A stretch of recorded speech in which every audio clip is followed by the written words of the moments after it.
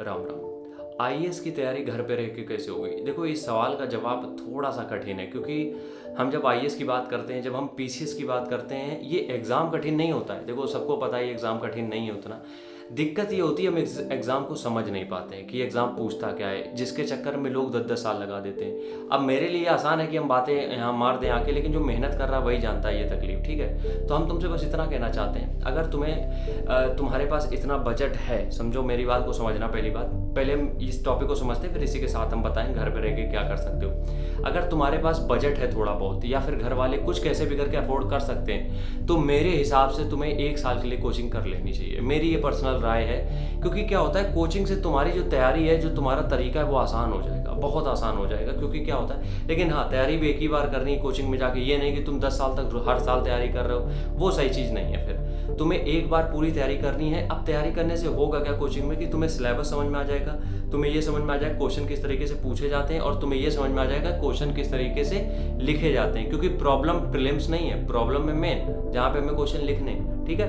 क्योंकि तुम लिखते हो, वो कॉपी भी चेक करके तुम्हें बताते हैं कि ये दिक्कतें हैं। अब तो खैर घर की भी सुविधा हो चुकी है कि तुम घर पे कॉपी लिखते हो, चेक हो जाती हैं भेज के। लेकिन हम यहाँ पे मेन टॉपिक पे आते हैं कि घर पे अगर रह के पढ़ाई करनी तो हम कैसे कर सकते हैं। सबसे पहली चीज़ ध्यान रखो, जब भी तुम्हें आईएएस की, खासकर अगर आईएएस की तैयारी करनी है, तो दिन के 8 से 10 घंटे तुम्हें चाहिए। तुम्हें पता है, कोई कितना भी आके ज्ञान दे जाए कि 6 घंटे में हो जाता है, नहीं होता है। 10 घंटे मिनिमम चाहिए होते हैं। 10 घंटे का मतलब ये है कि तुम्हें अपने जीवन का, मतलब 2-3 साल का आधा टाइम तुम्हें अपने आप को देना है, बाकी के टाइम पे सारी काम करने हैं। तो सबसे पहली चीज़, एक या तो सेपरेट कमरा ढूंढो अपने घर पे ही, अगर हो, नहीं तो एक सेपरेट ऐसी जगह होनी चाहिए जहाँ पे तुम्हें कोई बार बार नॉक नॉक करने ना आए, बार बार तुम्हें कोई डिस्टर्ब करने ना है। या फिर सबको बोल के रखो कि ये 10 घंटे हम किसी से कुछ भी बातचीत नहीं कर पाएंगे या किसी भी चीज़ में इन्वॉल्व नहीं हो पाएंगे।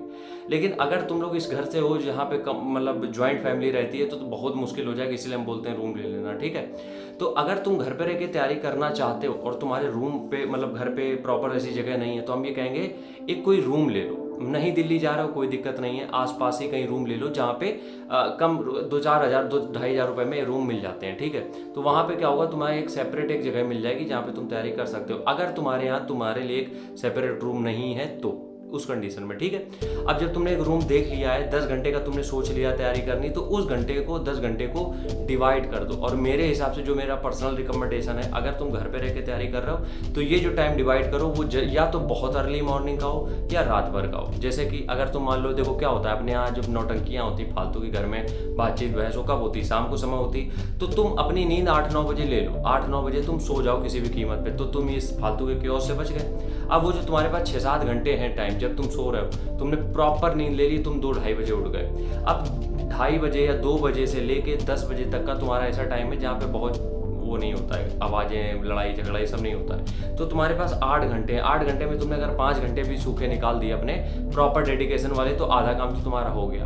अब बाकी के जो 5 घंटे हैं, वो दिन के तुम्हें ऐसे टाइम पे डिसाइड करने हैं जहाँ पे तुम्हारे आसपास बहुत हो हल्ला ना मच रहा हो, जब तुम्हें पता हो कि सब लोग सो जाते हैं घर पे या कहीं चले जाते हैं। तो ये हर एक घर की अलग कहानी है, अपने घर के हिसाब से तुम्हें करना पड़ेगा कि किस घर में तुम रह रहे हो, किस माहौल में रह रहे हो, कैसे तुम्हें एडजस्ट करना है। यहाँ पे मेरी कुछ ऐसे बस एग्जाम्पल काम आ सकते हैं, मेरी राय तुम्हारे लिए काम नहीं आएगी, ठीक है? मिलते हैं नेक्स्ट वीडियो में, तब तक के लिए राम राम, जय हिंद।